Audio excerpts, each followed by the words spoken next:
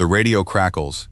A handful of men are on the ground, in a country their nation swears they have never entered, and the voice on the net has bad news. They are surrounded.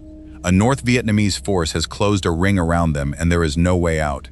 The sergeant who answers does not ask for extraction. He does not ask for air support. He tells them not to worry about it. He has the enemy right where he wants them. He has them surrounded from the inside. It is the most famous sentence anyone ever said in the most secret unit of the Vietnam War, and it belongs to a man named Jerry Shriver. The enemy knew his name. Not his unit, his name. North Vietnamese propaganda radio put a broadcast together about one American sergeant, gave him a nickname, and put a price on his head. $10,000, close to $70,000 in today's money, cash, for one man's body. Propaganda radio does not do that for good soldiers. When a nation's official voice stops talking about armies and starts talking about you, personally, you are not a soldier anymore. You are a strategic problem. They called him Mad Dog, and here is what the men who actually fought beside him said. He was afraid of dying. He told a friend that he had beaten bad odds too many times and the bill was coming. He wanted out. A Medal of Honor recipient told him exactly how to walk away, and Shriver said he would, and never did. He just kept going out. The most feared man in the most secret unit of the war was a man looking for the door and failing to find it. This is what actually happened to him. Now I know what you came here for, and I am going to give you all of it, because most of the legend is real, and it is spectacular. But I am going to give it to you first, on purpose, so that when I show you what the men who knew him actually said, you feel the floor move the way I did. Over the next few minutes you will get the arsenal, the revolvers, the single most famous line in the history of this unit, which is his. Then you will get the part nobody makes videos about, because it ruins the monster. And then I am going to tell you what the most feared soldier in Vietnam said to a friend as he climbed onto a helicopter on the morning of the 24th of April 1969, which are the last words of his anyone wrote down, and they are not what you expect. They are about 8 seconds long and they will take the legs out from under you. Let's start with the legend, because it earned every bit of its reputation. Jerry Shriver was a Green Beret, and he ended up in MACV-SOG, the unit whose boring name I have talked about on this channel before, the most classified special operations outfit of the whole war, running missions across the borders into Laos and Cambodia, where America officially had no soldiers at all. By early 1969, he was in his third continuous year of it. Not his third tour with breaks in between.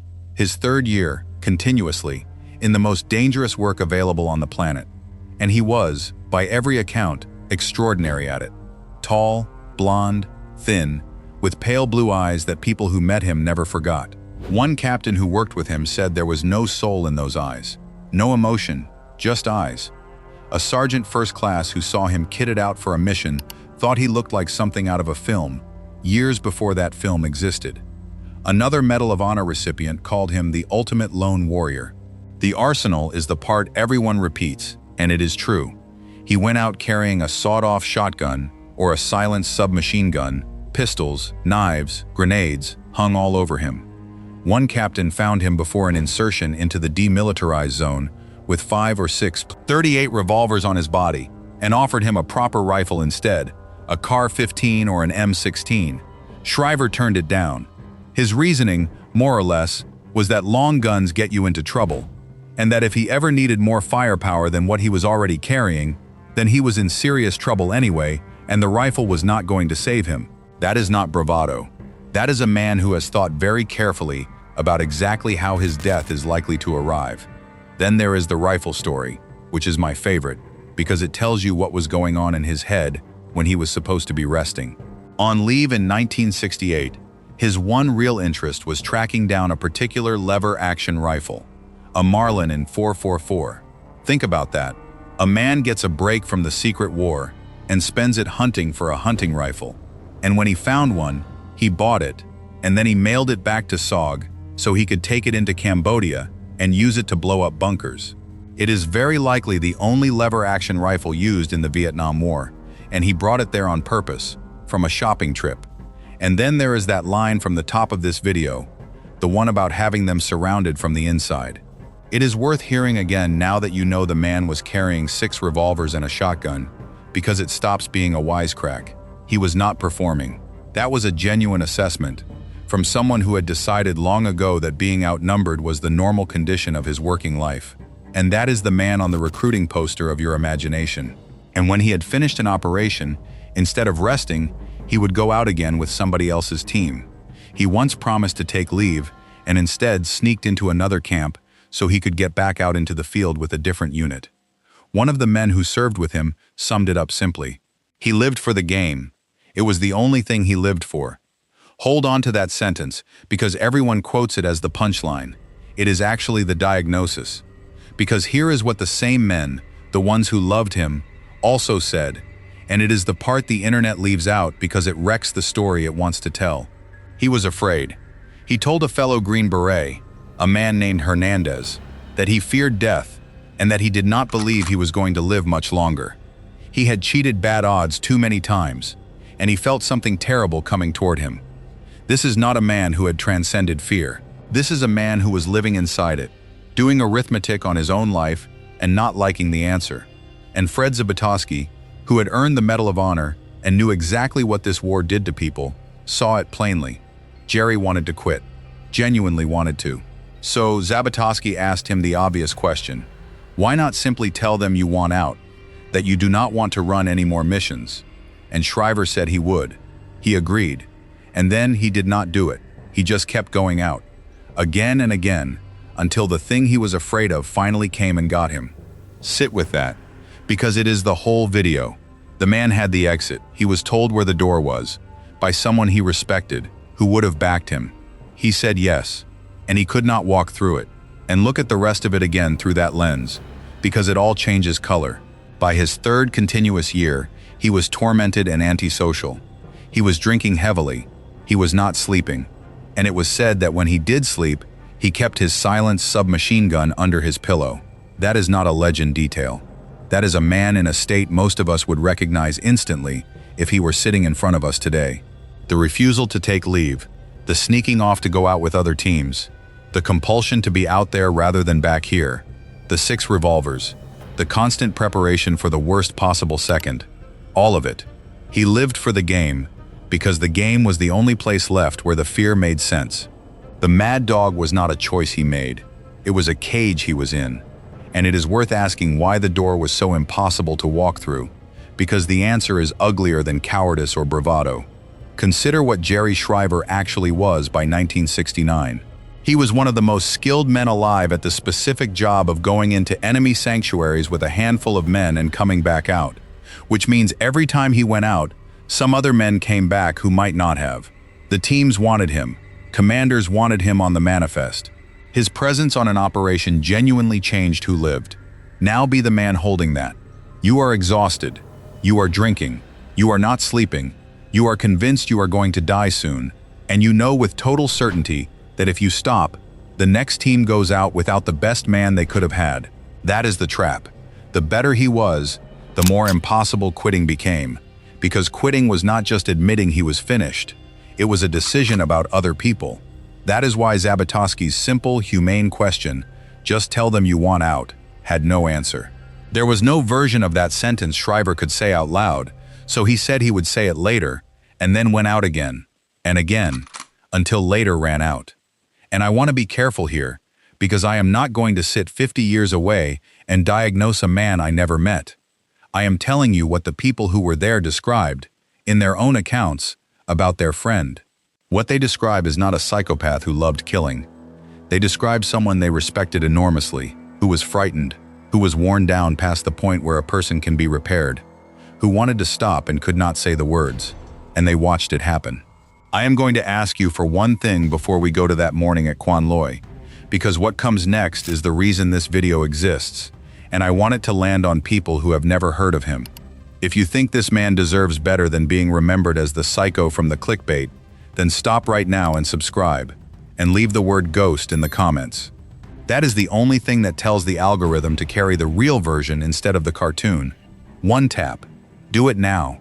Because the last thing Jerry Shriver ever said to a friend is about to make this whole story unbearable. On the morning of the 24th of April, 1969, at Quan Loy, he climbed aboard a Huey to go on the mission that would take him off the face of the earth. And as he got on, he asked a friend to do something for him. He asked him to look after his boy. He meant his dog, Klaus, a German shepherd. His previous dog, Adolf, had wandered out of the camp and been eaten by locals, and he was clearly afraid of the same thing happening again. So the most feared soldier in the most secret unit in Vietnam, a man with a price on his head announced on enemy radio, got onto a helicopter to fly into a place his country denied being in, and the last documented words out of his mouth were about who was going to feed his dog. That is who was inside the legend. Not the empty eyes. A tired, frightened man who could not quit, and who was worried about his shepherd. And the mission itself deserves the truth as well, because the popular version gets it exactly backwards. He did not plan it, and he did not walk into an ambush on purpose. The idea came from far above him. A general proposed that rather than only bombing the enemy's headquarters complex in Cambodia, a secret SOG force should assault it immediately after the bombs stopped. That went to the head of SOG, who ordered the operation prepared, and it landed on Shriver and a captain named O'Rourke. And then everything that could go wrong did, before a shot was fired. Only 5 Hueys were flying that morning, which meant an entire platoon of the assault force was simply left behind on the ground at Quan Loi. And because this was Cambodia, and Cambodia officially was not happening, the rules of engagement forbade tactical air support. So a reduced force went into the enemy's headquarters area with no air cover, into a place the enemy had every reason to defend with everything he had. They landed on top of bunkers. Heavy machine gun fire came out of fortified positions from the moment they touched down. Shriver's assessment was that his single platoon was up against somewhere between 3 and 6 dug-in North Vietnamese platoons. Do that arithmetic. His men were pinned in the open, being cut apart by machine guns firing from bunkers, with no aircraft coming to help, and a third of their strength sitting on a helipad 30 miles away. The last anyone saw of Jerry Shriver, he was advancing on the machine gun bunkers. He went forward, into the fire, toward the guns that were killing his platoon, with a Montagnard he trusted beside him, and he entered a tree line at the southwest edge of the landing zone. That is what actually happened. Not a lunatic strolling into an ambush for fun. A frightened man who could not quit, doing the only thing that could possibly get his men out from under those guns.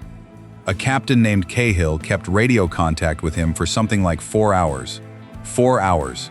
In that time it is known that Shriver was hit 3 or 4 times, and then the radio went quiet. Try to sit inside those 4 hours, because that is where this story actually ends, and nobody ever slows down for it. This was not a last stand that lasted 90 seconds. It was most of a working day. A voice on a handset, somewhere out past the tree line, in a country that officially did not exist, hit once and still talking. Hit again and still talking. Hit a third time and still talking. Every one of those hours is a man deciding, over and over, not to stop, with no help coming, no aircraft allowed, and no realistic way this ends well. He had told his friend that the bill was coming and that he did not think he had long. Out there in those trees he was right, and he had 4 hours to know it. And then, at some point in the afternoon, whatever he was going to say next simply did not arrive, and nobody has heard from Jerry Shriver since. And in the middle of that, something happened that this channel has run into before. With the wounded lying in the sun, and the Hueys being driven off again and again by the ground fire, an Australian twin-engine bomber out of Phan Rang picked up the emergency calls from that SOG force. It was not their mission. It was not their fight.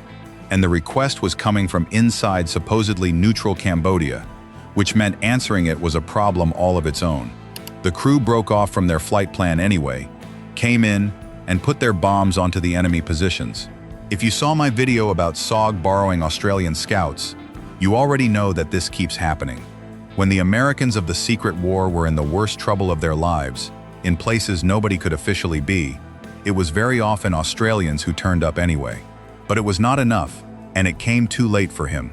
Of the 18 men in that platoon, 2 were confirmed killed, 10 were wounded, and 6 were missing. Now here is the ending, and it is the reason I called this video what I called it. On the 12th of June 1970, more than a year later, a graves registration team went over that battlefield. They searched the ground where all of this had happened, and they found the remains of a man named Ernest Jameson, and the remains of one Montagnard, and they brought them home. Of Jerry Shriver, they found nothing. Not a trace. Not him, not the 4 other Montagnards, not his team, nothing at all. The man they called a ghost became one, in the most literal sense the word has. He was declared dead after 5 years of being missing, and in 1974 they held a memorial for him at Fort Lawton, for a man who was not there and never would be. And I want to leave you with one last thing, because it has been sitting in the back of my mind since I made another video on this channel. When I told you about the Australian SAS scouts who worked with SOG, I ended on a man lost during a helicopter extraction in 1969, whose body could not be recovered, and who was finally found and brought home nearly 40 years later, in 2008. Same year, same secret war, same green wall of jungle that swallowed men whole. One of them came home, 4 decades late. The other one never did. That is the real story of Mad Dog Shriver. The enemy named him and put a price on him because he was that good. His own side built him into a monster because that made a better story. And underneath both of those, there was a man who was frightened, who could not sleep, who was given the way out and could not take it, who kept climbing onto helicopters because he did not know how to stop, and who spent his last words on earth worrying about his dog. They never found him. They never will. He is still out there somewhere in Cambodia, in the ground, with the men who went into the tree line with him. And the least we can do is stop telling the version he would not have recognized. But that Australian bomber crew is worth thinking about, because it points at something bigger. The Australians in that war kept turning up in places they were not required to be, doing things nobody asked of them, and their largest and longest battle of the entire conflict is one that almost nobody outside Australia has ever heard of. Not a raid, not a patrol. 26 days of it, against wave after wave of North Vietnamese regulars, in a fight the enemy was determined to win and the Australians simply refused to lose. That is the story we are telling next, because you have seen what the Australians did when someone else needed help. It is time you saw what they did when it was their own ground and there was nowhere left to go.